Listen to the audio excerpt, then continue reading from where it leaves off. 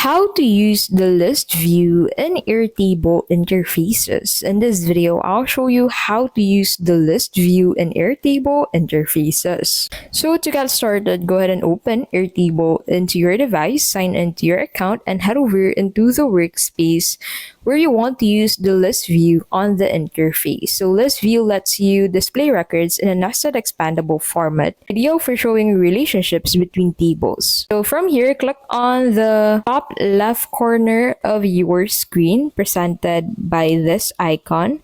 And then under that, go ahead and click on edit pages under it.